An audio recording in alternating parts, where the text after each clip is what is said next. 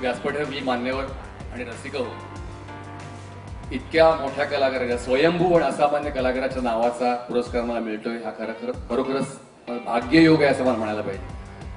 मगाशी कुमार केतकरांनी सांगितलं त्याप्रमाणे प्रत्यक्ष दीनानाथरावांना पाहणारे ऐकणारे बाबासाहेब पुरंदरे आहेत, पण आम्ही काही त्यांना पाहू शकलो नाही, ऐकू शकलो नाही. आम्ही त्यांच्या आठवणी फक्त ऐकल्या आणि पाहिलेल्या आहेत. त्यातल्या एक दोन तुम्हाला मी सांगतो, मला त्या फारच इंटरेस्टिंग वाटल्या होत्या. बालगंधर्व बालवयातल्या दीनानाथांचं गाणं ऐकून असं म्हणाले होते की या दीनानाथाला मी मंगेशीहून मुंबईला आणण्यासाठी रुपयांच्या नोटांच्या पायघड्या घालायला तयार आहे माझ्या कंपनीत आणायला. चिंतामणराव कोल्हटकर असं म्हणाले होते की आमच्या दीनानाथाचं गाणं ऐकताना ऑडियन्स वीज कडाडल्यावर असं थक्कवून बसावं तसं बसत असेल. चिंतामणराव कोल्हटकरांनी सांगितलं होतं. आणि वासुदेव शास्त्री खऱ्याने असं सांगितलं होतं. त्यांची उग्रमंगल मधली पद्मावतीची भूमिका बघून की चिंतामणराव कोल्हटकरांना म्हणाले की या दीनानाथाची रोज दृष्ट काढत जा, इतके ते भारावले होते. तसं दिव्यत्वाचा स्पर्श असलेल्या कलाकाराच्या नावाचा पुरस्कार मला मिळतोय. मला खूप धन्य वाटतंय, खूप माझं भाग्ययोग आहे असं मला वाटतंय. मी एक परफॉर्मर किंवा एक खेळ्या म्हणून माझी मुसाफिरी बऱ्याच तालवांमधून झालेली आहे, सुधीरने सांगितलं त्याप्रमाणे. पण मूळचा मी रंगभूमीचा, म्हणजे मला जे काही पहिले संस्कार आहेत ते रंगभूमीवर घडले आणि त्याचा उपयोग मला बेस म्हणून ट्रेनिंग म्हणून मला टीव्ही आणखीन सिनेमामध्ये झाला असं मला वाटतं. माझा असा अनुभव आहे की नट म्हणून व्यक्तिरेखा उभी करताना तुम्ही केलेली तयारी माणूस म्हणून तुमच्यावर परिणाम करते असं मला वाटतं. ते 3-4 जे रोज तुम्हाला सांगतो, चौकट राजामधला मतिमंद नंदुक आहे किंवा हसवापसरीमधले 6 कॅरेक्टर्स मधले शेवटचं कृष्णाराव हिरंबकर, वृद्ध गायक नट, किंवा लगेराव उन्नाळमधले गांधी किंवा आबा टिपरे, गंगाधर टिपरे मधले, या भूमिका मी अलिप्तपणे केल्या, तंत्राने केल्या. पण त्या भूमिका करताना केलेल्या तयारीचा आणि केल्यानंतरचा अनुभवाचा माझ्यावर माणूस म्हणून परिणाम झाला. एक वेगळी दृष्टी आपल्याला लाभते, वेगळा एक कंपॅशन, एक करुणा, सहसंवेदना, सहानुभूती ह्याचा अर्थ नव्याने कळतो असं मला वाटतं. मला वाटतं की उत्तम साहित्यामध्ये सत्याचा शोध असतो, तसं उत्कट अभिनयामध्ये स्वतःचा शोध असतो असं मला वाटतं. आपण किती आहोत आपल्याला पारखतो, आपण जोखतो, आपल्याला तपासतो, आजमावतो, तसं ते होत राहतं. मी पुन्हा एकदा एवढ्या मोठ्या कलाकाराच्या नावाचा पुरस्कार मला मिळाला त्याबद्दल मी मंगेशकर परिवाराचे आभार मानतो. धन्यवाद.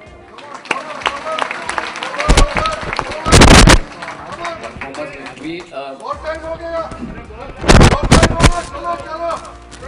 एक फक्त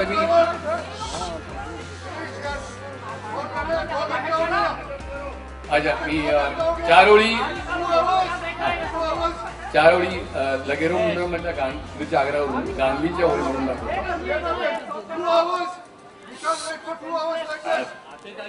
आप सोच रहे होंगे मेरा क्या हुआ, भाई मुझे तो बरसों पहले मार दिया था, पर मेरे विचार 3 गोलियों से नहीं मरने वाले.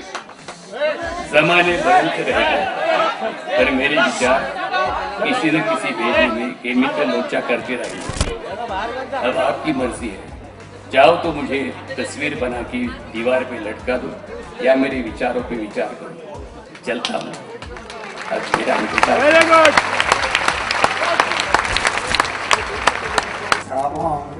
सरस्वती भगवती,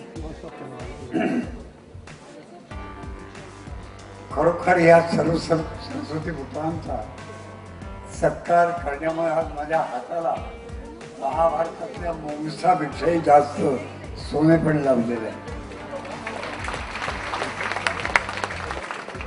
या सर्व सरस्वती पुत्रांचा आणि कन्यांचा त्यांच्याबद्दल समजा बोलायचं म्हटलं तर प्रत्येकाबद्दल 5-5 मिनिटं बोलण्याची माझी ऐपत नाही. तर इतके मोठे आहेत ते, एवढं कर्तृत्व गाजवलेले आहे आपापल्या क्षेत्रामध्ये. कुमारराव केतकर काय किंवा अनिलराव कपूर काय, नेमाडे एक प्रत्यक्ष साहित्य संमेलनाचे अत्यंत उच्च दर्जाचे,